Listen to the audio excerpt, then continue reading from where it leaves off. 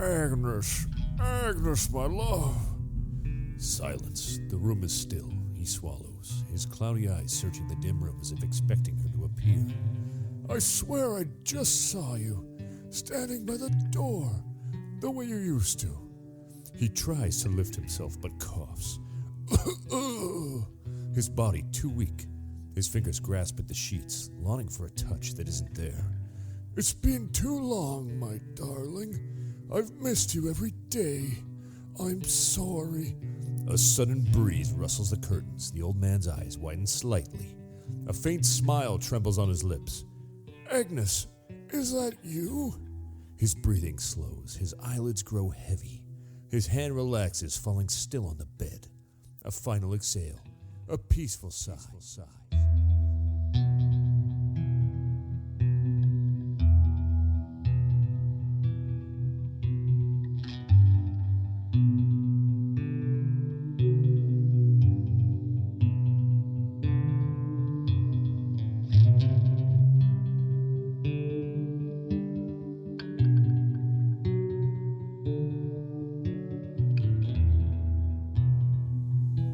84-year-old World War II veteran James Silcox had lost his mobility due to a stroke. Agnes. Oh, Agnes. Please don't leave me alone. Agnes. Every patient I ever picked had some sort of dementia, and that was part of what became my criteria. On August 11th, 2007, Elizabeth Wettlaufer had started a double shift at Carison Care, a nursing home in Woodstock, Ontario.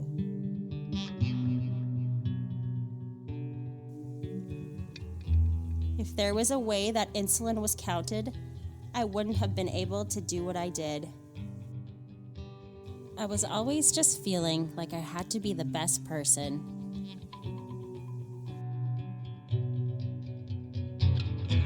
I could get a hold of a hydromorphone or 2 or 3, take it, then the pressure was gone. Silcox appeared nervous, agitated and confused about where he was. He kept calling out for his wife, Agnes. Agnes, where are you? I can't do this without you.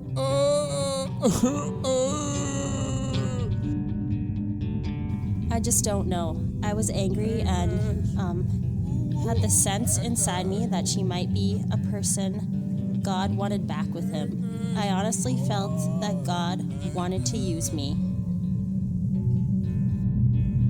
The nurse began feeling a boiling coming over her. She called it a red surge.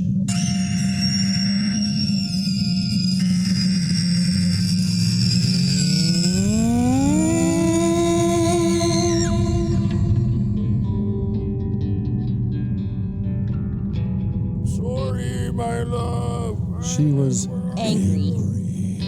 at Silcox and Wanted him to die.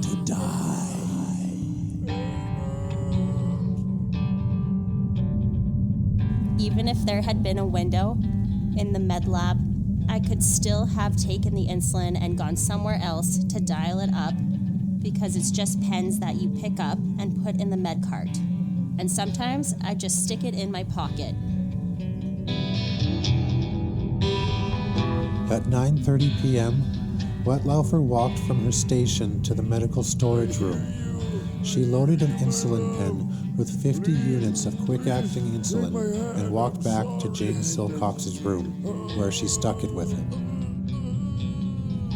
This was about double the amount she had used with her other 2 victims.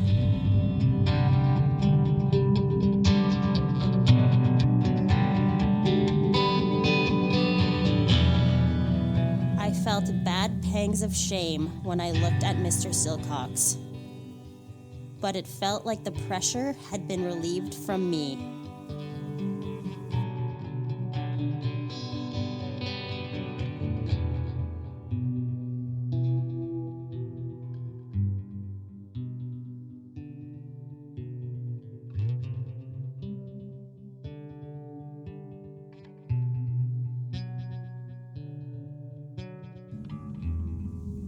What could drive a person the CBC described as benign to kill? So open your eyes and gaze into the abyss as we delve deeper into Canada's crawl space.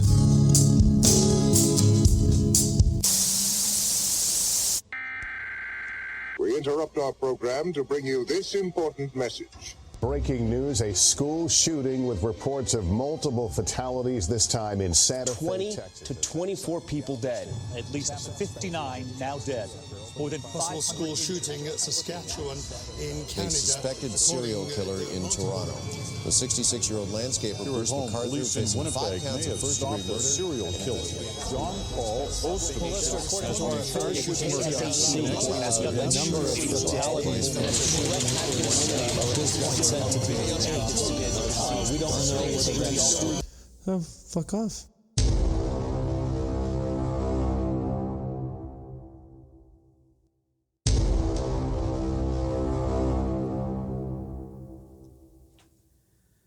Well done, as always, Sean. You bet you. You bet you.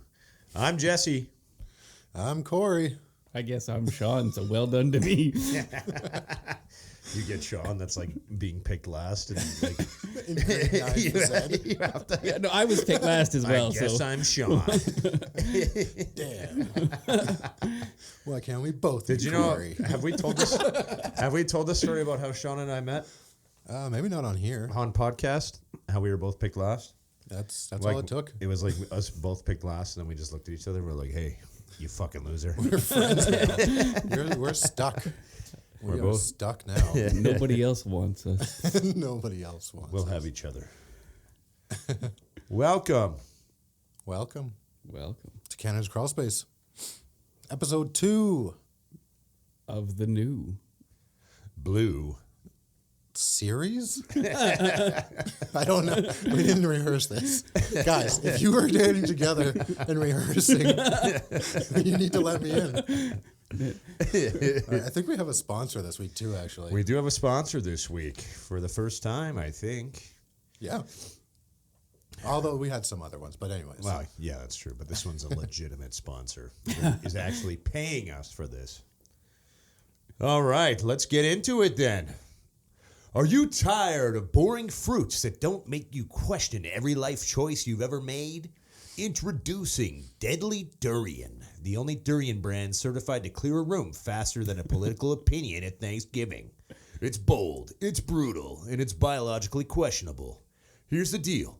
If you don't gag, cry, and briefly wish for sweet release during your first bite, we'll knock 15% off your next order. That's right, it's our Onion Index guarantee. Because if this thing doesn't outstink an onion's funeral, we failed you. So get brave, get unhinged, get your Deadly Durian delivered straight to your door. Discreet packaging included, because trust us, your neighbors will know.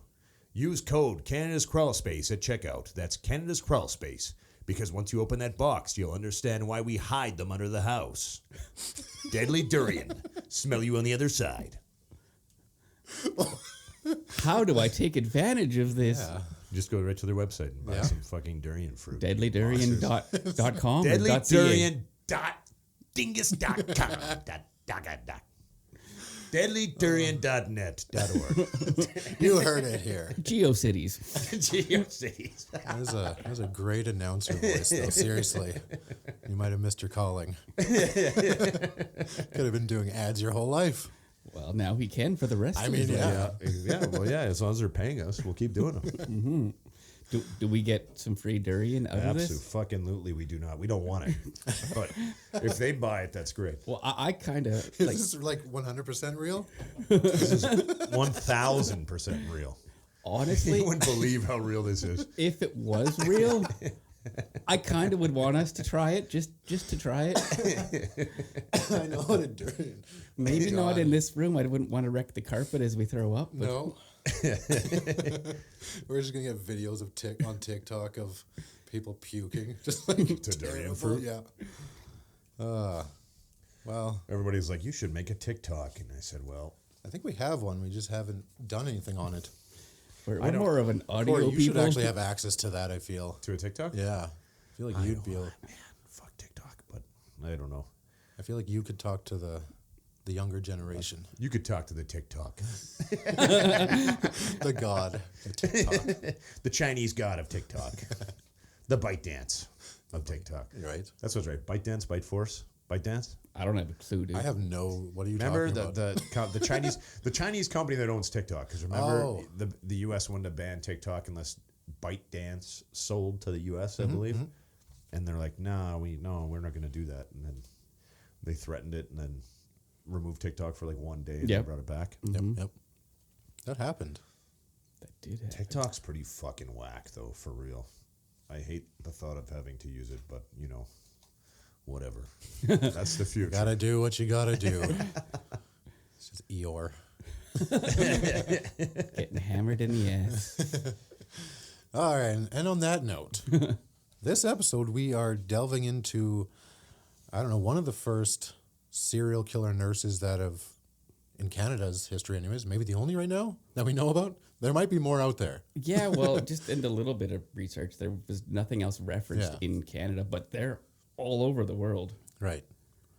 Elizabeth Wettlaufer. She is Beth with an E. Yeah, Beth with an E. We get into that. Don't worry. There's a whole story behind that. It makes no sense at all, but whatever. No, not really. All right, I'll just go. Right? Light it up, sir. I got 8 pages this time. Hold on before we get into it. Before we get into it. Yep, go. I've got absolutely nothing to add. I just want to kill the momentum a little bit. Good work. You're fantastic. You got to be ready for anything. They keep you on your toes. Everybody's like, holy fuck, they're going to get right into it this time? No, we're not. 12 minutes into the episode. You thought we were going to start talking about the content and the subject matter? You're wrong. I keep on jiggling your cord under the table. Sorry about that. Sean's jiggling Jesse's cord in the corner. You never have to apologize for that. Right, good. Okay. All right, now we can get into the content. Now we're ready. Born Elizabeth Tracy May Parker and raised on the outskirts of Woodstock, Ontario, in the small farming community of South Zora Township. Her lifelong friend, Glenn Hart, lived across the street from the Parker household, which he described as a very 1950s Leave It to Beaver feel. So very what's the word? Conservative, probably. Oh, yeah. Yeah. Is Leave It to Beaver conservative? Well, I think it's because he was a kid 50s. growing up. Was Leave It to Beaver the show with Fonz? No, that was... That's Happy Days. Happy Days. Oh, what the fuck was Leave It to Beaver? They're both fictionalized. Before your time. As far as I know, both fictionalized 50s where everything's idolized. Everything is clean and everything is good. Yeah. And Oh, totally. Was Beaver like a person or a beaver? he's a kid. He was a kid. A kid named He Beaver? was the kid. No, he was taken in by beavers. You leave it to the beaver, right? That beaver will raise that child, and he'll raise him right. Yeah. It's the only way. So 50s Leave It to Beaver, Yes. which is, I guess, a reference that TV show. our oldest listeners will get. Maybe. We probably are our oldest listeners. According to the sound, or the, what's it called? The Spotify Analytics. Analytics. We are the base. It's us and then like 14-year-old boys from Zimbabwe. There was like one between 14 and 17 at one point, but I think that might have fell. That was Liam. Probably, I think it was Liam actually, yeah. Okay. Elizabeth's parents were very controlling. With Christian fundamentalist beliefs, her father, Doug Parker, was an elder at their church. When Glenn came out as gay in the 1980s, they disapproved and asked him to leave the church. Elizabeth's mom, Hazel, was very compliant to Doug, and Beth was expected to be a good little girl. Is that a good gay accent? That was a pretty good. That was pretty good, Glenn. Dude? I mean, it's kind of what I rolls right off your Don't tongue. say I'm not an ally, okay? Don't say I'm not. Here, try putting this just up a little more. Hello? There we go. Okay, hold on. Let me adjust. Tighten that up to that point. Got some last minute mic. If I'm going to do my best homosexual I got to get another one of impression, these. I got to be the right angle. I got to get another arm one. Well, what does an arm one cost? Like $140 or so. Also, not too bad. Is that the yeah? I guess yeah. Okay. Okay. So then, she was shy and awkward as a child, and was often the target of bullying from other kids. Here comes little Bethy Parker. They would tease. There's way worse names to be called. Way worse. Why would you be? They called me Bethy Parker. How dare they? My name is not Bethy Parker. I guess it is. Well, yeah, but so what? Don't add the E to it. Yeah. She didn't like being called Bethy, so as a way to take control of the situation, she changed her name to Beth with an E at the end. Which makes But it Bethy. the kids still ended up, they still pronounced it Bethy to her. But it was like a win for her. It's mine. That mic kind of sucks. The mic stand sucks, hey? This mic stand is going to be my worst enemy for this episode. Maybe I'll get the new one. Corey versus the mic stand. You could also try adjusting Jesse versus the mic stand. You could adjust the mic a little more up. I think it's good. I think it sounds good. Yeah. All right. She fared a little better in high school, where she was the goalie on the field hockey team and played in a few of the school bands. She once pulled the fire alarm, hoping to get a boy she didn't like in trouble.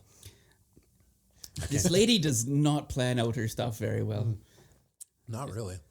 It doesn't go into it in the story, but what do you think happened? She's just like, Toby did it. Right? No, Bethy, we saw you do it. Shit, foiled again. Bethy Parker. It was little Bethy Parker. In the CBC article I read, Seeing Red, it described this as showing early on her vindictive side. But I don't know if that's vindictive or just kids being shitty. She definitely turned out to be not a good person. Yeah. So it could be. Well, I guess it all depends on what she was experiencing, what she was trying to get him in trouble for, like comparatively anyways. Yeah. Like, I guess if it was one of the bullies, sure, maybe it makes sense, but I don't know. Like I said, not well planned out anyways. No. Elizabeth was also struggling with her sexuality and rejection after shooting her shot with a girl in her neighborhood who shot her down. Well, that's what happens when you shoot your shot. Yeah, you got to take that risk. She was a deeply conflicted person. One day wanting to repent for her perceived sins, the next validating her feelings and identity.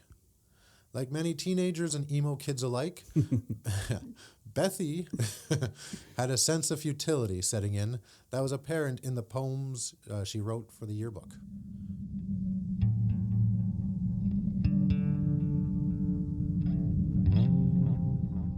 A concert. The entire world's one giant concert, and we all make our own music. Each person's tune changes as he or she grows older, but it's all the same and inevitably pointless.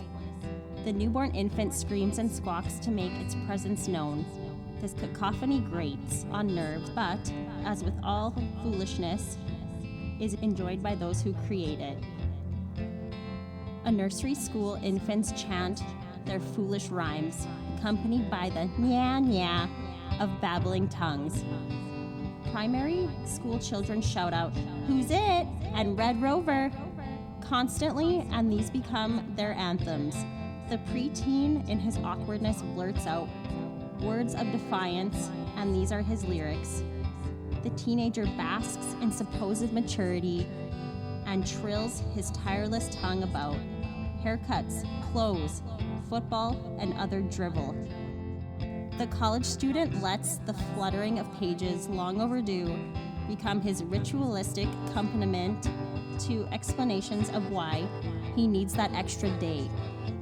The parent, with his tired, nagging voice, doggedly insists that it is bedtime and begins to sound like that scratch record from his youth that he just couldn't bear to throw out. Finally, the senile oldster mutters and complains about noise, not realizing that he creates most of it himself by his wistful ramblings into the past, and then all that remains is the silence of the graves, broken only by the insecure dronings of the euloger.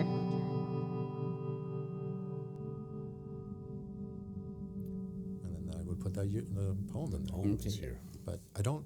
Anyways. All right. It's going to be weird not having the clips in there? Clips in there, right? But maybe this will work. This might work okay. You guys just have to listen now. That's 2 more listens we're getting. You get no fucking choice now. Yeah. You're going to listen. Originally, Beth spent a year studying journalism after high school. This didn't last long as her intrigue switched, and she made the change to getting a bachelor's degree in counseling at the London Baptist Bible College. She was sent home for a week when she was caught at a gay-friendly church with her girlfriend. Her dad was also taking courses at the college to keep tabs on her. Can I just say that I miss when church was just super fucking bigoted and like brutal. Like Right? if you're gonna be the church, just be the fucking church. You shouldn't have like a trans flag on your church. Just be the assholes you are and embrace it, right?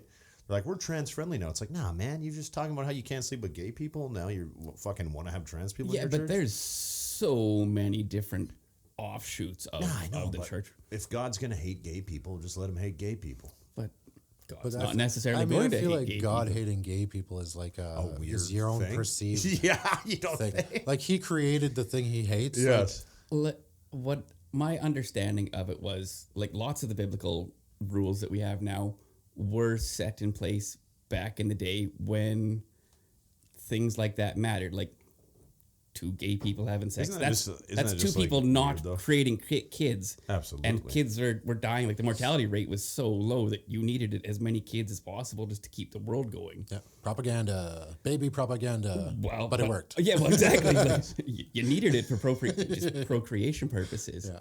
And now that's obviously not a thing because we have 8 billion people on the world. I mean, if the church is going to be terrible, let them be terrible. Just let them be a terrible organization. Well, that's why there's like 19,000 different sects, right? Well, it's true. There's ones that don't want to be as terrible as the last one, so they break away. And they're like, we're not terrible anymore. And But in ways, they still are, probably. Well, everybody is. You involve people in things like anything that, like, yeah, man. Well, just the hypocrisy of like the religion being like, hey, whatever God says is the fucking word. And then you're like, okay, well, what about this? Or like, except for that word doesn't matter. Or then when they're like, hey, God is totally pro-life. And then they're like, yeah, but he killed a bunch of kids with a bear for like making fun of a bald guy. Yeah. So, I mean, if you read the Bible from cover to cover, it actually does make a progressive story where everything gets better and better and better. Jesus was the last sacrifice, right? He was supposed to be the last sacrifice that God ever made. yes. Let's go to Noah. This is now Bible hour. Noah, the whole thing with Noah is like God spared somebody for the first time ever. He was wiping people out left, right, and center before this, and now he's spared somebody. He's never done that at that point. So he's getting like it's now showing a God who has room. There's mercy. Room for people or whatever, right? Room for mercy. Yeah. You tell that to every little kid that's died of cancer, Sean. This is a pretty, I know, but I mean, we got to weed them out. We got to weed people out. Even, but also, like, how much of that is from what we're eating? And yeah, I'm just going to say that's more of a humanity thing than a God thing. Like, that is our conscious decisions to God do the shit left that us we do. alone after Jesus. He was supposed to. Yeah, he's just like, it's up to you guys now. Please don't eat processed foods. And we're like, I'm warning you now. Don't you tell us what to do. We're putting chemicals in everything. It's going to taste amazing. I just wish that religion was the villain. It always has been. I don't want to see religion But as the hero. up until whatever 100, 200 years ago, it wasn't the villain. I want it to be the villain. I want to fight against religion, don't you? Isn't that fun? I mean, yes. No. Specific well, it depends. ones. Like, yeah, that's exactly it. There's the good and the bad in everything. Like, I would rather fight against government. Yeah. Where's the delineation between government and religion anyways? They're like one and the same in a lot of instances. Especially when you go to the right. Everything that's 100% for sure. Yeah. The Reich. The Reich. All right. Glenn Hart recalled. I'm just saying that I want church. Spying on her. I want church to be the fucking villain. I Okay, get you. again? I don't. You want them to be trying to conquer the world again, like the Pope gave them that gave everybody the power to do in the first place. Yes. We're going crusading again? Let's get a crusade going here.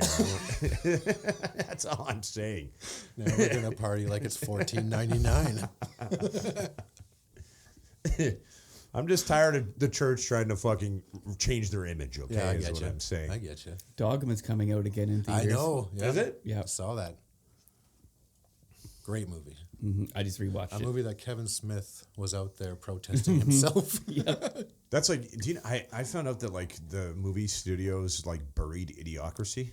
They like, For a little while. They completely buried it and like put it in like 2 theaters or something like that. Because they were like, oh shit, we're making this. This is what we're doing. Yeah. So like nobody even got to see it until it came out, and then it was like, now it's become somewhat of a cult classic. But I remember when it came out, it had such a bad reputation. So I never even saw it till I was in my 20s or later than it came out. Because I feel like, did it come out when we were in high school or after high school?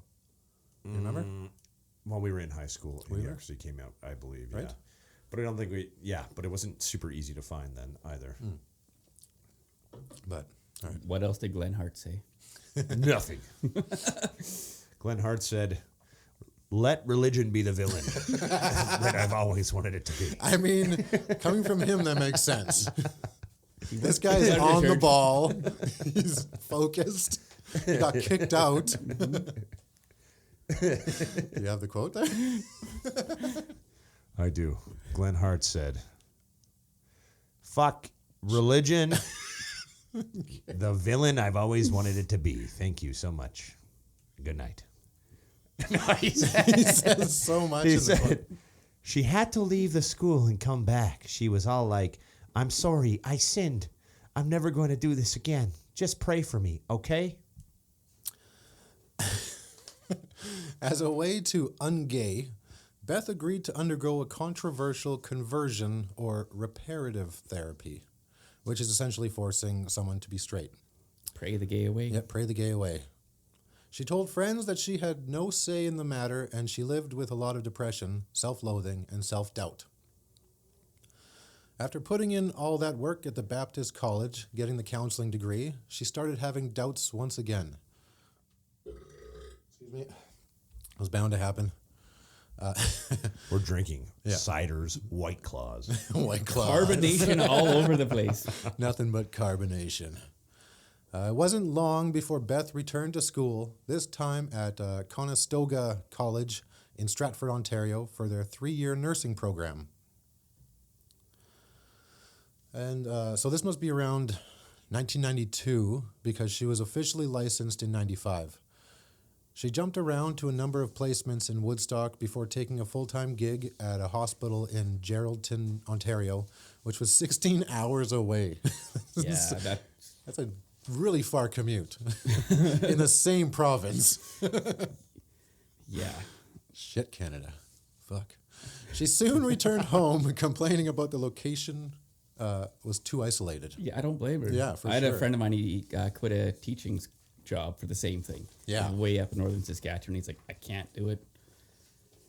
Hours away. Yeah, you can, and then if you go far enough north, you have to take a plane or a boat to get to places. Yeah, wait for the ice roads. You hit the ice wall. There's fucking giants. That's what it gets messy. Right? Didn't we talk about the ice wall last time too? We are just, I mean, for like 10 years, we're just a cycle of the same thing.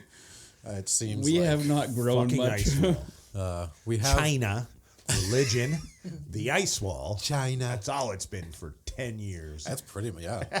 I mean, I want the ice wall one to be real, though. Just putting it out there. I think we'd all be okay with that. That'd be sweet. Right? She struggled to live. Beth struggled to live a life of truth and remained sexually confused during this time. In 1997, Elizabeth Parker married Daniel Wettlaufer, who was a truck driver she met at her Baptist church. The one CBC documentary I read called him Donnie, so I'm just going to go that as well. How the fuck did you even get that from Daniel? I have no clue. Maybe he was just always called Donnie. Or maybe his name was Daniel Donald. Daniel Donald Wettlaufer. Double Little D. Donnie Double D. Wettlaufer. Donnie and Beth lived in that little picturesque white bungalow in small town Canada, right on Woodstock's Main Street. Very Leave It to Beaverish. Yeah, right. At first, if you were looking in from the outside, the cute little church-going couple would appear to be the perfect pairing. One would not have guessed that Beth was haunted by a couple of ghosts. Dun, dun, dun. She had been diagnosed with borderline personality disorder, or BPD, and seeking treatment for it. And she realized she had a drug addiction, like one does when you have your nursing license restricted early on in your career for stealing hydromorphone. And almost overdosing on it. Yeah, yeah. That was the joke in my script. That was here. a fucking joke, Jesse. I guess I should have had the script. if you were holding a script. Sadly, she survived. Do you know I've never gotten more hate. Never gotten more hate on Facebook than that joke I made about that kid that drowned. There was a kid that did a competition holding his breath with his brother to see who could hold their breath the longest, and he died. He drowned holding his breath. He also won. So I made that comment. Oh, that's not. I said sadly he won. And I got so much fucking hate on Facebook. So good. I was like, man, what the fuck? The kid won. He held his breath until he fucking died. That's the ultimate win.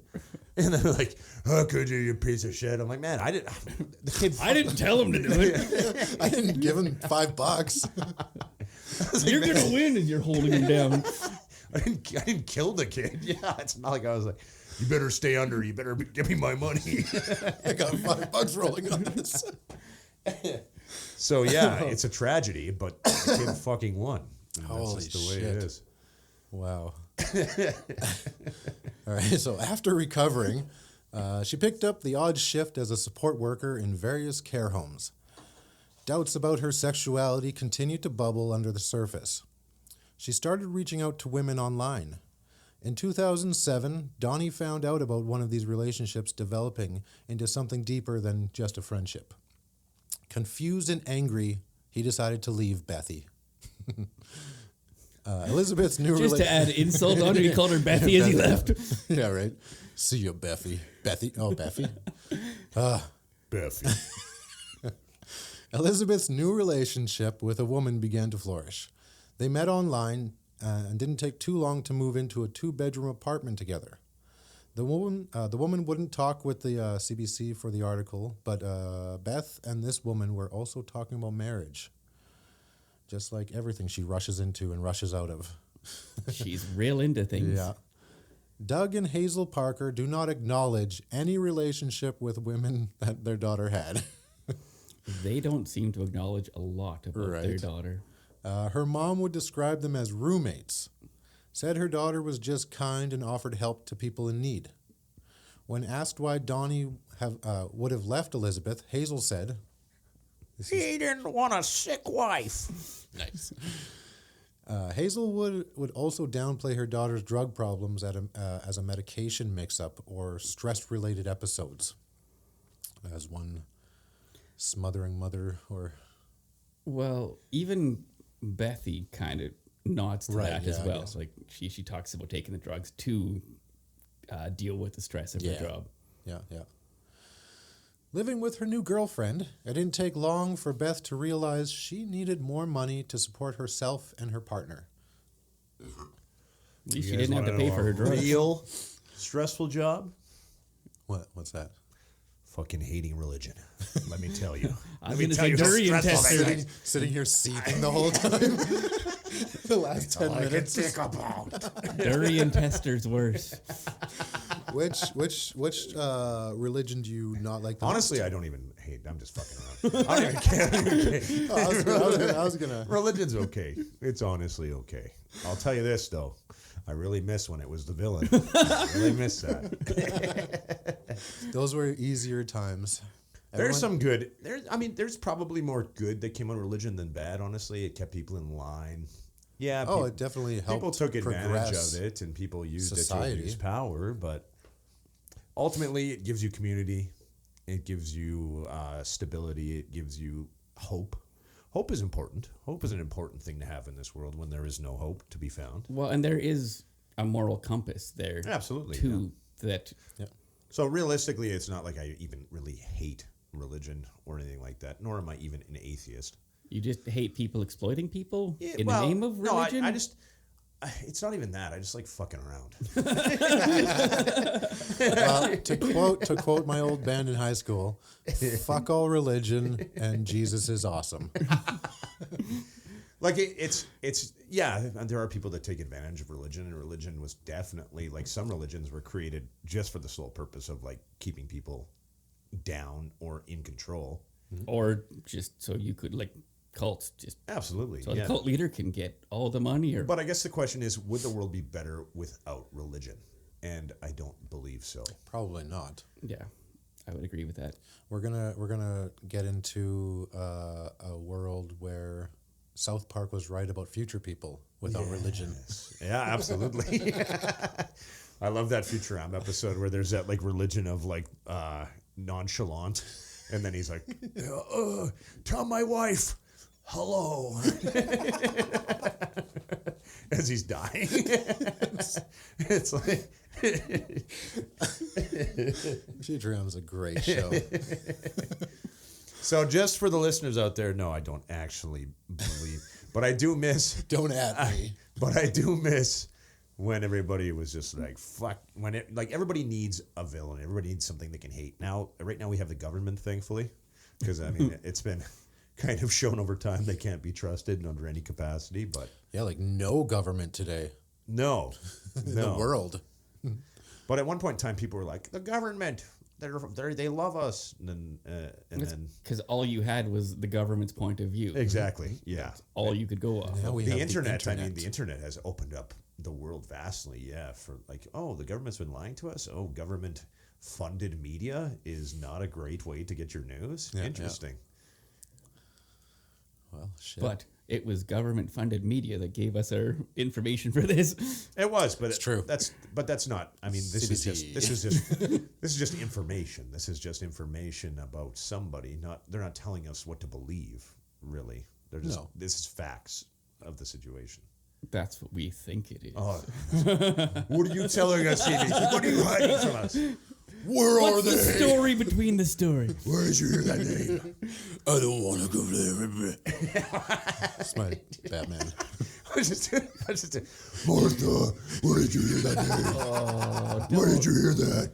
That's her dad's name. That's her dad's name. That's her mom's name. Her mom's name, or his mom. That was both Superman. named Superman was acting like a little bitch there, though. He's like, and then he's like, Martha, where did you get that name, Martha? That's so dumb. That's like got to be the most like cringeworthy, like fucking canned dialogue ever. Oh yeah. To see Superman like dying, and then he's like, Martha, Martha, who told me that name? Where did you get that name? And then fucking Lois Lane comes out. That's his mom's name. Well, and he's like, oh. Would you call, like, my mom's name is Penny. As I'm dying, I'm not going to be like, Penny! I'm going to be like, Mom! Right? And that is why the Snyderverse failed horribly. Didn't do it any favors anyways. Oh, God. Hey, have you seen the new Superman trailer? Yes. No. It looks sick. It does. Honestly. It looks really good. We need to start another podcast where it's you guys telling me about all this, all the stuff, all the comic stuff. No, all the comics. Yeah. Just like, but even that, Jesse has here's the way story more of time Wolverine. For that than I do now. Jesse has been in that world a lot more frequently. I come from that world, but I don't have time for that anymore, really. But I will tell you, the new Superman trailer, he looks like Superman. He reads like Superman. He actually like cares about people and helps people, and people help him. And he's optimistic. Is it John Hamm? No, some young guy. I don't want to see it. I don't remember his David name. Cornsweat. Brett something Cornsweat. Love John Hamm. John Hamm as Superman. He might be a good. He would be a good Superman if they were doing like fucking. What's the one with the older Superman? Kingdom Come. Kingdom Come. Yes. Yeah. I can see John Hamm in that. But nice. You should watch that trailer. Everybody out there should watch that trailer. Yep. You better have by episode 3. Or I better have. We'll find you. Yep. Yeah. Mm-hmm. All right. Living with her. Did I just say this? I don't know anymore. I'll just read it. Living with her new girlfriend, she needed more money. There we go.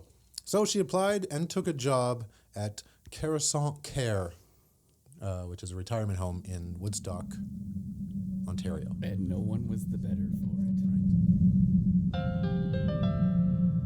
When choosing a retirement home, there's a certain quality of life you want, a quality you'll find with Carasant Care. This modern one-level building offers furnished or non-furnished rooms for you to add your own pieces. Delicious, well-prepared meals and snacks, a variety of activities or quiet times in the chapel, beautiful courtyard, or lounge. At Carasant Care Retirement Home in Cobden, you'll experience the quality of life you deserve, with staff on duty 24 hours a day. Call 646-2109. Disclaimer. Though we empathize with the victims and their families, Carasant Care is not responsible for accidental or murder by insulin overdose. People overdose every day, and expecting a killer nurse to come forward every time is just not realistic. And then I have a commercial for Carasant Care that I'm putting in, like one of those old, like you would see. Like an actual one of theirs? No, like oh, mine. okay. I read That'd be it. sick if you could find one that was theirs, though. They probably don't exist. They probably never made a commercial. I should look. I could look on YouTube, yeah. But I have like a little piano. Like an old piano sound that does like doo-doo-doo-doo. Yeah, anyways. Get hyped for that. Get hyped, everybody. You just heard it. You heard it here first, then you'll hear it right now. Yeah, because we haven't heard it first. Yeah, I'm not yet. cutting any of this out. It'll just be it'll be hard to line them all up again. At this point, Beth has had a dozen years of nursing, and 95% of that experience has been diagnosing blood sugar problems and injecting insulin when necessary. Luckily for Wettlaufer, Carasant did not secure or keep close tabs on its insulin stock. Do you guys know Wettlaufer is German? In English, it just means wet loafer, wet shoe. That's all it means. Wet shoe?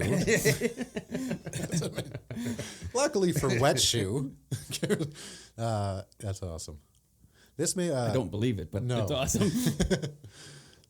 This made it easy for the nurse to run tests and see how much it would take to kill a person. Before we go any further, okay. Corey means a shallow well, and then my middle name being Douglas means seething pool. So I am shallow well, seething pool. You are a seething pool in a shallow well. That's pretty good. Yeah. You ever just ask what your name means? Yeah. Like, what does Jesse mean? It is of God, I believe. And then what's your middle name mean? I never looked up my middle name. I don't know. Luke. I don't know what. Fucking of God. Of God. We could Google it. Apostle of God. Apostle. Apostle of God. Jesse Luke. Yeah. Well, I don't know. I don't know where the Luke came from, but I did look up Jesse once. At least on this cup, with the Irish or maybe English meaning for the name, Sean is the favored one, but I don't know what Stephen or Michael is. You'll have to look it up. Oh man, he's looking. We need some look up music. He's looking it up.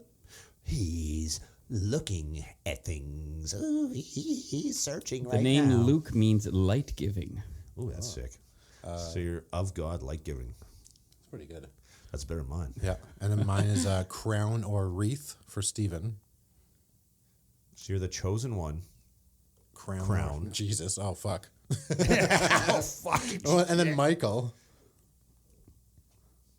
who is like God. My name is everything is. My name is just Jesus. You guys are just built around religion. I'm built around fucking pools and like angry pools. Angry pools with shallow walls so you can get out. You guys are both God's chosen ones, and I'm a shallow, seething pool. Very, very apt. We still love you. We love a seething pool. Oh, that's an angry little pool down there. All right. In her confessions, Wettlaufer described the process of dialing up, which was using the insulin pen to release, my eyes twitching, or to release massive doses. She would plunge the needle into a discrete spot on her victim's body, and the drug would course through their veins, eventually sending them into hypoglycemic shock. Hypoglycemic, you're right. I even spelled it right. What did he say? Yeah, what did I say? Hypoglycemic or something? I said it wrong. I know it. Apparently, if the patients were awake, she would tell them she was giving them a vitamin shot. The doctor's like, doctor's got to give you a vitamin shot. Here you go. Try not to die. Don't try too hard. This is going to help you not die. Or another word for a hypoglycemic shock is a blood sugar level crash. Wettlaufer was in charge of 32 elderly patients, their needs and their well-being. She would inject varying doses of insulin into her charges, looking to find out how much it would take to kill someone, or how easy it might be to get away with it. That's the 2 patients that are referenced in the introduction. Intro, yeah. I go over them too. Well, never mind. Glenn Hart said, you know what? I don't even hate religion. I don't mind religion at all.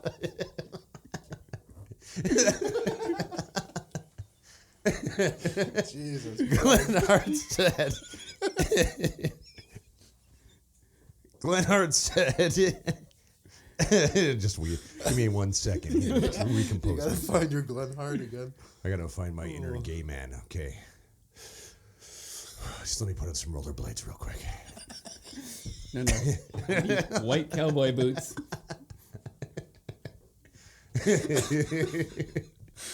The rollerblades. What's the hardest part of rollerblading? Telling your parents that you're gay? Yeah.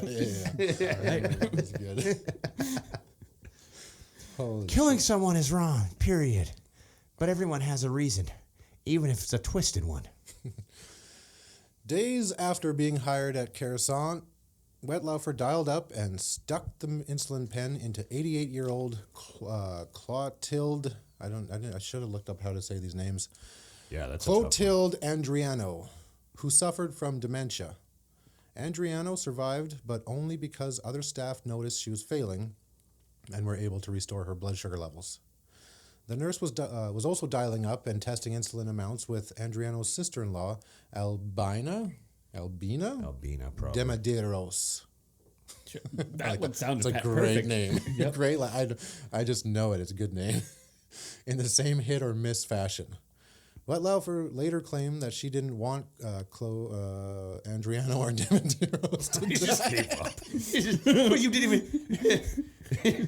She had said she felt like God wanted them back with him.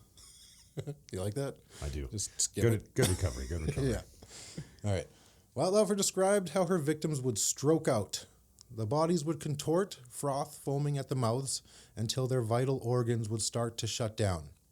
Death would be quick, or it could take a few hours. 3 months into her time at Coruscant Care, Wettlaufer killed her first victim, 84-year-old World War II veteran James Silcox. Which we've heard about. Yes. During the intro. As we heard in the intro, Wettlaufer stuck him with 50 units of insulin, which was double the amount she ever used on Andriano and Demaderos. I like that last name. The killing seemed to satiate the red surge for a little while, but just 3 days before Christmas, the nurse would kill again. 84-year-old Maurice Mo Grenet lost his life to Wettlaufer. Wettlaufer had a lot of issues bubbling in her cauldron. Symptoms of BPD, mood instability, impulsivity, fear of abandonment, unstable relationships, and anger. Though tormented, according to court documents, Elizabeth always understood right from wrong. One medical report about her mental state stated that a lot of these things were kind of always around prior to marriage, but worsened when Donnie left her in 2007. At 15, she was diagnosed with antisocial personality disorder, so that was when she was in high school. Maybe she was like a, psycho She already. was still right? just little Bethy Parker. Yeah. Psychiatrists had also determined that Elizabeth had difficulties with being raised in a controlled Baptist home environment. She was a regular, committed parishioner, but highly conflicted. Another burp. By the beginning of 2008, her sexual identity seemed a little less confusing, though, as the relationship with her fiancé had ended and she connected with one Sheila Andrews, a prison cafeteria worker in Prince Albert, Saskatchewan. Represent! Yeah. That summer, Wettlaufer headed out west for a week-long visit. So she was just outside of our, real close to us. No, she was. She went to Saskatoon. She was in Saskatoon, that's right, yeah. Do you know why they call it Prince Albert? Why? Named after the Prince Albert? No, because it smells like a dick bolt when you're there. It smells like a piercing of the dick would smell when you're there. Never had the opportunity Just to smell one. Take a big sniff when you're in there. You're like, I assume that smells just like dick piercing. Have you taken a big sniff of dick piercing? Absolutely. It's probably a lot like any earring piercing, but maybe more penile. More penile. Smegma scented. More sour. Sheila has stated that Beth was a little much for her. The nurse came strutting off the plane in a summer dress and bright red lipstick while displaying an excessive amount of affection. It was nonstop.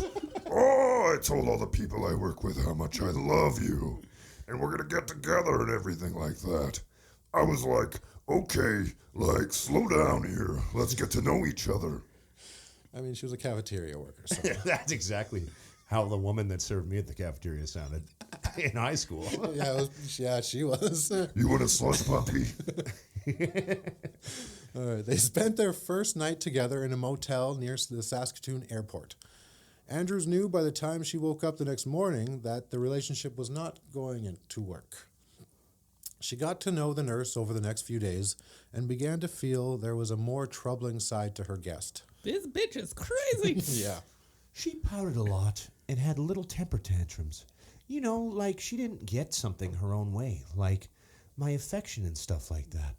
There was a lot of childish issues with her, and I just thought, you're a grown woman. Act like it. Wettlaufer would talk about her own medical responsibilities back in Woodstock. She seemed to be real proud of being a nurse. I think she liked that fact. She's still the same lady, and I changed her accent. That's okay. She seemed to be real proud of being a nurse. I think she liked the fact that she was in charge in the evenings. She enjoyed the power. I think she enjoyed that the most. At the end of the week-long visit, Sheila rejected Elizabeth as she headed back home, dejected and bitter. Fuck. With love lost again, Elizabeth focused on her work. Killing people. Murder. I think that was a hobby. Maybe, I guess. It was, yeah. You know what? If you love what you do, you never work a day in your life, okay? She also began writing and publishing her poetry on the site allpoetry.com under the name Betty Weston. Which Jesse made an account on. Yeah, so to we track could get all this down. Yeah. Some of her poems were harmless, while others were like a window into her darkness. Indeed, and they this, were. And this is where we would play Poetry Slams. Where am I left then? What would they say? Yes, what will they say? When the real truth is known, when it is found out what I do alone. She watches some life drain from the notch in his neck vein. As it soothingly cools, it smothers her pain. Sweet stiletto so sharp craves another cut. Obeying a call, she moves to his gut. Blade traces a line from navel to spine, grating on rib bones, slicing intestine. Her knife sings a love song to the splattering gore, slicing through breastbone, romancing some more. Heart beats, then sprays, as next victim pays. Her death dagger's bill. Does it quench her craze? Sharp thirst recedes as she dances in blood. Satiated for now, no longer a flood. The macabre waltz ended. Her desire has been tended by drinking the death brew that her passion blended. All others are safe from obsession's greed until she hears again from her knife and her need. No promise. I thought it was bird babies, but the frantic peeps were from bird parents. Not to be now. A bigger bird, a longer beak, and spring's hope goes down the predator's throat. The nest is in horrible disarray, and gray eggshells litter my balcony. First tears of the new season. Working happy. Maybe it's the rye or the time of night, but my day was not so bad. filled with work and satisfaction and old people. See, I work with old people. I love their candidacy, their points, their wrinkles, their frailties, their refusing to eat anything but ice cream, even their smell. I love the finality, the resignation, the knowing this is their last home. Yes, sometimes I feel angry, but mostly at the staff, the people expected to meet the aging needs. I want to see everyone happy, everyone content, and when others who are paid to do so don't, well, I boil over. Come on, these people are paying to be here, to end their days in a beige, diapered wasteland. Tonight, though, is not even a simmer. Everyone is in bed, everyone is content, every tooth soaking, every diaper done, every pad in place. So I am content. My happiness slides into place, like the catheter I put in tonight, and my soul vents itself, like the healthy urine collecting in the bay.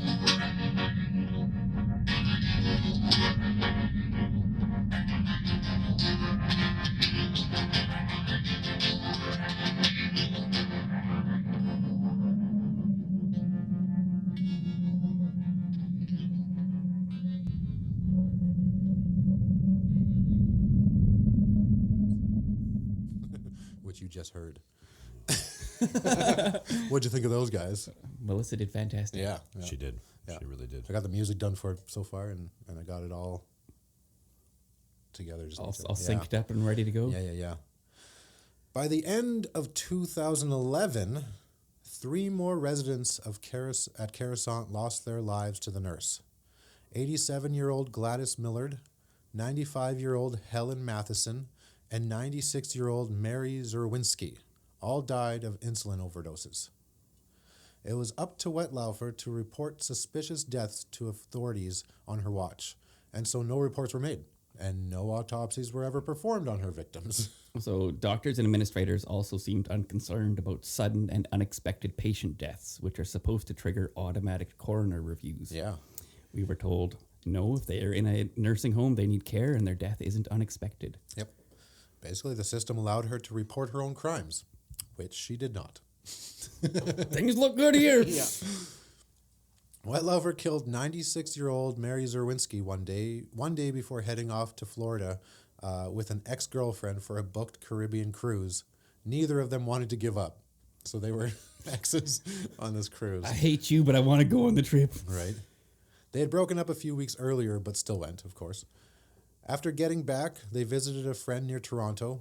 Trish Crosby recalled that Wettlaufer seemed fine at first, but started acting very quiet and standoffish. The nurse started in about the recent death of a patient, but wouldn't give too many details away. Trish Crosby said, I asked her, how did this person die? And she said, I'm not sure. Elizabeth was normally overly pushy, trying to get your attention, saying, look at me, look at me. That's a good voice. I like it. This time, she was very quiet and not wanting to talk to people and almost depressed. Looking back on it now, I wonder if she was reflecting on something she may have done. Wettlaufer was still struggling with her drug addiction, and who could blame her? It's probably really hard to run away from the guilt of killing people. Can I just pause you guys right there? Yeah, for sure. I'd like to share with you a slam poem called White Coat, Black Veins. Nice. I wore white, pressed, proud, pristine. A color that lies for me like I ever deserved it. Vitals in one hand, hydromorphone in the other, saint to their faces. Dealer under the cover of shift changes and chart notes, my hand shaking as I typed false doses like oaths I never kept. They trusted me, they always do. The name badge says Bethy. But angels don't crush pills and chase the dragon in the supply closet. Huffing half a breath between cold blues and bathroom stalls, smelling like latex and guilt. I didn't mean to. I mean, I did, but not at first. The line between just to get through the shift and just put them under their pain is razor thin. And I cut it again and again. That was straight from her page. I just made that up. Yeah. Oh, yeah. Never mind. He made it up. Well, I didn't make it up. I stole it. I made the internet make it up for me. Nice. Just a fun fact. Coruscant Cares was supposed to install security cameras in 2013 when some opioids started going missing. I wonder what happened there. But they never were installed. Yeah, right? Any guess as to who might have been stealing narcotics at this time? It was me. I'll look at it right now. It didn't say in the article if it was her at that point, but come on. Well, yeah, she was addicted to them. Yeah. Like it may not have just been her. Yeah, right. But she told authorities that she was never high at work, though at least one coworker found her passed out in the basement of Coruscant while on the night shift. The nurse loved her some hydromorphone, and she would skim some pills from residents to get her fix. It was easy enough for her to switch a narcotic for a laxative, since her patients were all suffering from some form or another of confusion. Oh, so you have pain, but know you're going to shit yourself now. Yeah. Awesome. Nice. She would also steal the meds of patients who had passed away, one time stumbling on 23 hydromorphone in a medication case of a deceased patient. Just a trophy. Life is good. Treasure trove. That's a good... Yeah. That's a good find right there. 23? Yeah. 23 pills. It would take weeks or even months for anyone to realize meds were missing. The drugs kept the pressure down for almost 2 years. 2 years she went without killing anyone, until the red surge came back. Wettlaufer described 90-year-old Helen Young as very difficult to work with. On July 13th, 2013, the nurse prepared 2 injections and stuck Helen Young with all the insulin the pens could hold. The woman's face went red, her eyes bulged, and her limbs bent inward, a result of a seizure induced by the insulin overdoses. Helen Young died before morning. Elizabeth consoled the grieving nieces of the victim like a complete psycho, pulled her in close, and offered soothing words. There. Yeah, right. She's in a better place. I know she is. The guilt pangs were apparently hitting her deep at this point, and they were followed by surges of anger. So it's just running away from your issues. Since she was attending a multi-denominational church in Woodstock, she took a drive to her pastor's house one sunny summer day and confessed her crimes to him and his wife. They prayed over me, and they said to me, how this was God's grace, but if you ever do it again, we will have to turn you into the police. They shook the nastiest of finger at them, at her. Wagged hard. Yeah. Wag harder. Isn't there a clause, like, just kind of like, if you say the most heinous shit to a priest, they're allowed to tell the cops? Well, yeah, like I thought for murder and stuff, they were supposed to do that, but she confessed to all sorts of people, and none of them did anything. Yeah, that's fucked up. Okay. Religion's a villain again, everybody. We're back. We're back. Oh, man. Since she was attending... Oh, no, we're past that. The pastor later told police that he wasn't sure if Wettlaufer was lying or not. When she described the murder to the police, the nurse said she felt the surging and a... laughter afterwards, which was really like a cackling from the pits of hell. By early 2014, the nurse had forcefully euthanized 7 of her patients, while 4 others had survived the unexplained hypoglycemic episodes. I didn't even write that on there. I wrote it right. Read better. It's usually I read whatever I wrote. You know what I mean? Even if it's spelled wrong. But I spelled that right. Like Ron Burgundy on the cue cards? Yeah, basically, yeah. Yeah, pretty much. For those keeping track at home, that is 7 murders, 4 attempted murders, stolen drugs at every chance possible, not to mention the 4 suspensions for making non-insulin-related medication errors that harm patients.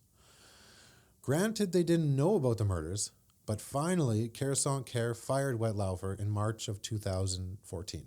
Hey, I know. you just read of, I know. not or. I wrote it. I was able to read ahead. He wrote or. He wrote or, and he said of. I was able to read ahead a little bit. He just busted his own. Once you stereotype. You bring it to the surface and you can heal it. Well, she tried. She tried real hard. It didn't work. No, she. Oh yeah, I guess right. She did. Carissant did in fact report the numerous mistakes made by Beth to the Ontario College of Nurses, but the college took no action against her. The nurse's next job came at Meadow Park Long-Term Care in London, Ontario, looking after its 120 patients. When asked about her termination from Carissant Care, Beth told the nursing supervisor she was fired for making medicine errors. It's like she's pretty honest, besides I killed somebody. So apparently before she talked to her pastor, she told her girlfriend about it in 2007. She didn't do or say anything about it. She just said, well, you need to stop doing it. Don't do it anymore because you don't want to get caught. She's got a lot of fingers wagged at her. And then in 2011, she confessed to a teenager who worked shifts with her at Carissant. And then in 2014, she talked to the pastor. So she'd already confessed twice before that even. Holy crap. All right. The supervisor said she believed in second chances and offered Wettlaufer a 1-year contract working evenings. You got a second chance to kill more people. 1 month later, under Wettlaufer's watch, 75-year-old Arpad Horvath stroked out after receiving massive doses of insulin. Shortly after killing Mr. Horvath, Wettlaufer quit the job at Meadow Park to seek help for her opioid addiction. Her mother drove her to the rehab facility in Port Colborne, Ontario, where she stayed for a month. So death in the long-term care industry is pretty commonplace, and despite the nurses' urges to hasten it, there were no investigations or even suspicions of wrongdoing at this point. 2 months after leaving rehab in early 2015, Beth was caring for the sick and elderly part-time at a number of care homes in towns around Woodstock. At Tefler Place in Paris, Ontario, Sandra Towler nearly met the same fate as Wettlaufer's other victims. After pumping the 77-year-old dementia patient with insulin, Towler slipped into hydroglycemic shock and was saved by other staff who found her suffering in bed alone. So the red surge was back, and Beth had a strong need to talk about it in some sense. She reached out to her ex Sheila in Saskatchewan on Facebook Messenger saying, I am restless tonight. Hyper about my job, having a hard time getting one of the required skills right. Changing the dressing on an IV, that goes directly to the heart. I violated the sterile field and put things in the wrong place. Just making her more and more angry. As it goes on. She's just more and more angry as a person. Yeah. Wettlaufer was more than likely referring to 68-year-old Bev Bertram, who she was caring for in Ingersoll, Ontario. Bev lived a sheltered life with her partner in a public complex and was rarely seen by neighbors. With everything coming to a head, St. Elizabeth Healthcare, one of the oldest nursing agencies in Canada, which is who Beth was working for at the time, proposed a placement at a school program in Ingersoll, which needed help treating children with diabetes. This is terrifying. Right? It's kind of a bright spot, actually, though. Sort of, right? Because Wettlaufer's job would be... So her job is to monitor children's insulin pumps to make sure they were receiving the right amounts. Was it ever, she always just wanted to kill old people, though, right? Yeah, see, the thing is, we'll get into a little bit, but I think the red surge was more like she's trying to work and it's all the noises and everything getting, and anger inside of her. She's running away from shit and she just kills the thing that's making noise. Well, she's super conflicted and she's working constant, almost constant double shifts. Yeah. And when she first started out, she was watching 5 people, but by the end of it at Carissant, she was overseeing 40 people. Yeah. And she'd work 3 in the afternoon till 7 in the morning. So super long shifts, lots of stress dealing with it. And you've got people with dementia are not easy to deal with. So she was under a terrible amount of stress, and her way of getting through it was either drugs or killing. Murdering people, yeah. Yep. But also, who better for the job than a veteran nurse who spent years administering the medication? Go deal with kids now. Yeah. Beth later told police that she couldn't trust herself to not kill again, and now the victims would be kids, so she passed on the job. That's why I brought it up as a bright spot. She recognized what she was and didn't pursue that. Yeah. This realization led to Beth walking away from nursing entirely, which I can confidently say was the first right choice she made her entire life up to this point. Yep. Except for maybe the E at the end of Beth. That might be. That one, yeah. So back to Coruscant, when they put in their complaint about her to the College of Nurses, the College of Nurses says there was nothing there, but apparently Coruscant put in a 20-page report of her. Oh, yeah. To be like, no, something is wrong. And they're like, nah, it's okay. Okay. So now that she's not working, she's been spending a lot more time at her apartment. Wade Messenger, a neighbor of Wettlaufer's, didn't like the nurse much. Messenger suspected Wettlaufer of vandalizing his bike, his son's stroller, and his door lock.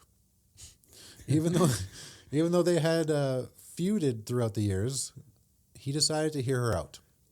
She looked very stressed out, shaky. Her face didn't look the same. She looked like she was sick. The nurse told Messenger, I don't have any pills. I'm suffering from morphine withdrawals. She wanted anything to ease the pain, and she knew that Messenger smoked medicinal cannabis for his glaucoma. He gave her a joint on the condition that she wouldn't ask again, which she did not. Wade was the only one who later saw her leave with a suitcase in hand on her way to check herself into the emergency ward at the Centre for Addiction and Mental Health, or CAM, in Toronto. And up to this point, 0 investigations surrounding her nursing activities have occurred, which was about to change. Elizabeth had tried to confess her crimes to someone earlier, her pastor, family, friends, and partners, everyone but the police. No one took her seriously. She was having dreams at night of killing people and could come across as kind, polite, and funny to anyone who met her. But now that she was in CAM, she wanted to be taken seriously and spent the next 20 days confessing to anyone who would listen. The almost decade-long killing spree was coming to an end as it set off one of the largest police probes in Ontario's history. She wrote a 4-page confession outlining who she killed, harmed, and when, with almost no sense of remorse, but just relief. She felt relieved after. Which is apparently what most people... Right, yeah. While in treatment, Beth reached out to her old friend Glenn Hart. Hart recalled, she had something she wanted to tell me, and then she disclosed that, well, somebody had died because of something I did at work. I assumed it was to be accidental and responded accordingly, but then she disclosed that it wasn't accidental and that it wasn't just one. Glenn didn't know if these were just bizarre ramblings or a confession of murder. Hart said, I asked, why did you do this? What brought it on? She said, oh, I had some anger issues I had to deal with. Some really major issues. She said, I was just acting out my anger on these people. Hart called the police, unaware that the Centre for Addiction and Mental Health had already done so. Wettlaufer was arrested on October 24th, 2016, after being released from CAM. Investigators pieced together full names of victims through death notices and medical records. Nursing logs showed that Beth was with the victims at or near the time they were poisoned. Police searched her home, taking away boxes of evidence and her computer. The main thing Wettlaufer seemed worried about at this time was what was going to happen with all her things and whether her home would be a mess when she got back. Hey, guess what? You're not going back. I don't think you're going back. Yeah, you don't have to worry about it. No worries. Police searched her home. I already said that.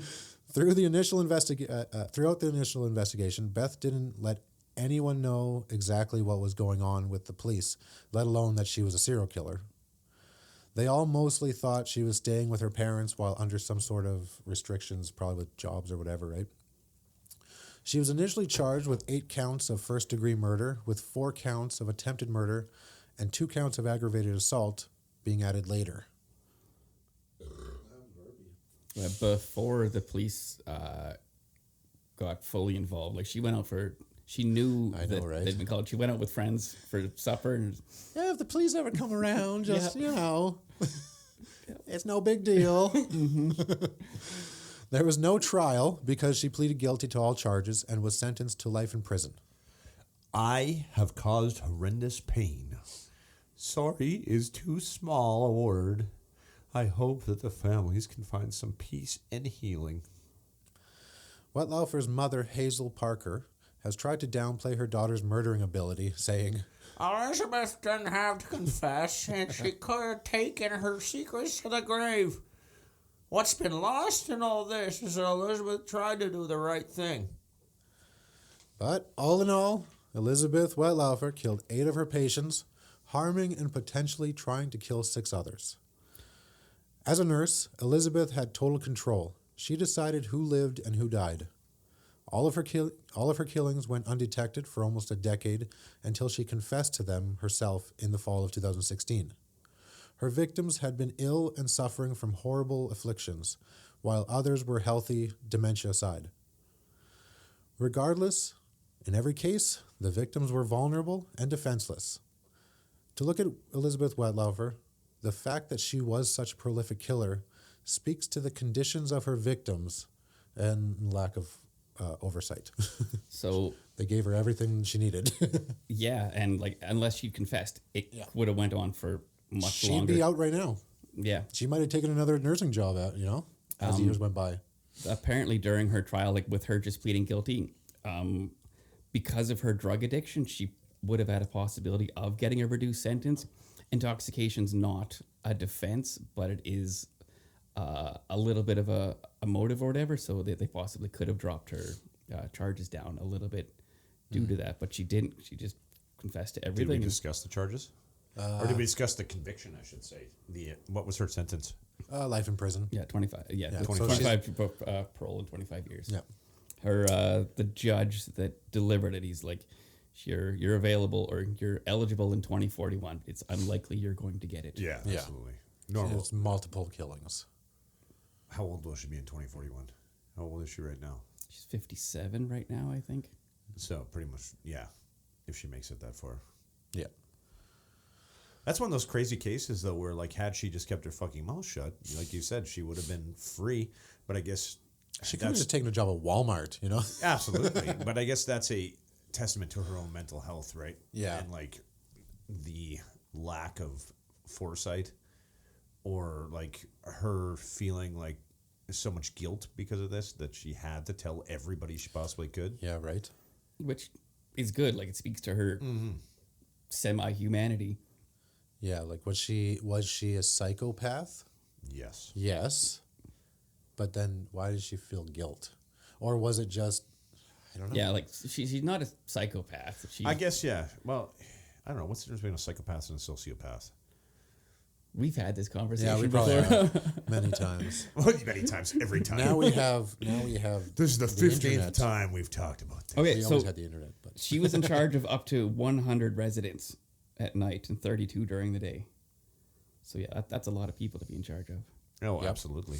Like, I mean, it could have been just a complete mental break, exactly. I guess, which is why she also brought herself in for mental health care. Do you know what these kind of nurse killings or doctor killings are called? What? They are care-associated serial killings. Oh, that's going to be the title. CASKs. That's going to be part of the title, I think. Oh, there we go. So send that to me. So I looked up a little bit more about this kind of throughout the world. In 1988, police began investigating a pair of nurses' aides at a nursing home in Walker, Michigan, who conspired to smother 5 elderly women in their care. Reports asserted that the killings were meant to build intimacy between the women, who at the time were romantically involved. My God. According to true crime writer Lowell Caulfield, the murders were an unholy cement in a union of lust and death. That's a good quote. And like Wettlaufer, the nurses wouldn't have been discovered if one of them hadn't confessed. Also, like Wettlaufer, one of the nurses was diagnosed with borderline personality disorder and was said to kill because it relieved tension. Yeah, there you go. That's the same as her. So in 2006, there was a landmark review of CASKs. They found that 90 healthcare serial killers had been prosecuted since 1970. of whom 54 had been convicted. These murderers were associated with 2,113 suspicious patient deaths. That death toll suggests healthcare serial killers take at least 60 lives per year, though the actual count is likely to be much higher given the obstacles to detection and punishment. Because you've got people that are in vulnerable positions, like both due to power and just their health. And then due to the sanitary conditions of hospitals, things get cleaned up so fast after because things got to be wiped down and disinfected. So there's a lot less material evidence left behind. Holy shit. Yeah, you never really think about that, but nursing is a great profession for serial killers. Yeah. 100%. Yeah. Nursing, doctors, Yeah. where you're dealing with vulnerable people. A paramedic, I mean, you have shit. You can just be like, man, couldn't save him. Couldn't save him. But a paramedic, like... I watched you choke him more. Yeah, at least with the paramedic, there's two of them there. You have to have the other one into they're it. fucking working together. Yeah. What if you get a team Right. of like just psychotic paramedics? Like, to be honest, I got into this for the killing. Me too. I'm just going to be straight up with you. I'm a serial killer. It's like, well, how do you feel about this? Hypothetically, what if I murdered this man right now? Hypothetically. Well, you start off with, what if he I just mean, I'll died? turn around. All right, but I got the difference between sociopath and psychopath. Psychopathy is characterized by a severe lack of empathy and remorse, along with manipulative and charming behaviors, while sociopathy often involves impulsive actions and a tendency towards aggression, although they may also experience some emotion. So I think she's a sociopath, then, right? Yeah. Psychopath would be like Ted Bundy, I guess. Yeah, somebody who didn't. Yeah, I killed him. Yeah. It was just another Tuesday. Well, yeah, exactly. That's my Ted Bundy voice. You sound like a Muppet. Thank you. I like that because he was supposed to be like a womanizer and everything too. So just talking like that is even better. Hey, it's me, Ted. I like by the end he was so gross looking too. You know what I mean? When he was trying to pick up that last 12-year-old or whatever it was. She ran away from him because he was creepy looking. Well, yeah, as you should. But he went from charming politician to this creepy ogre. More of a I see what in you're that saying. psychopathy. The darkness was overwhelming him in all aspects. The demon was coming out. But you guys will never hear about Ted Bundy because Not here. That's U.S. Get the fuck out of here. That's fucking United States of America, right? Get out of our crawl space. You want to hear about Ted Bundy? You better go to a library. God damn it. Yeah, go to libraries more. We need them. All right. I mean, that's the case of the nurse, the killing nurse, Elizabeth Wettlaufer. Does now anybody? We throw the dust onto the fire like on. What is? Are you afraid of the dark? Let me just think of how that ends. I mean, it's like, how does that end? We need like an allegory or something like that at the end, and then we need to push Jesse, and then he'll be like, ah! So we need to be like, okay, let's start over again. Okay, it's like, okay, so say we just finished the story, and now it's abuse Jesse time, and now it zooms back out to us around the campfire. Yeah. And then I'm like, and then we never heard from little Bethy Parker again, ever and again. Then Sean's gonna be like, and then Sean, I'll be like, Jesse, and then he'll push you, and then he'll be like, oh, and then he'll be like, last one out, puts the fire out, and then Sean and I run away, and then you got to be like, oh, you guys, and then I start peeing on the fire. All right, try to stay alive till next time. I'm getting out of here. And then the music starts, and then Jesse gets up, and then he's got to throw sand on the fire. Or no, I'm gonna put sounds to all this. It's gonna be a fire crackling now too. At this part, just a zip. Yeah, it'll be like a whoop, back to reality kind of thing. Every beginning of every episode from here on out, it's gonna start with the sound of forest, and Jesse's the only one there, and then he's like, "What was that?" And he hears a sound in the forest, and then we'll jump out and be like, "Ooh!" And he'll be like, you guys, you caught me again. Stop it! You think I would learn eventually? All right, what are we doing here? We're plotting. The campfire in the crawl space. We're going to get carbon monoxide. We're going to die. But if you're still here, fuck off. And try to stay alive till next week. Not next week. Next month. Next month. Yeah.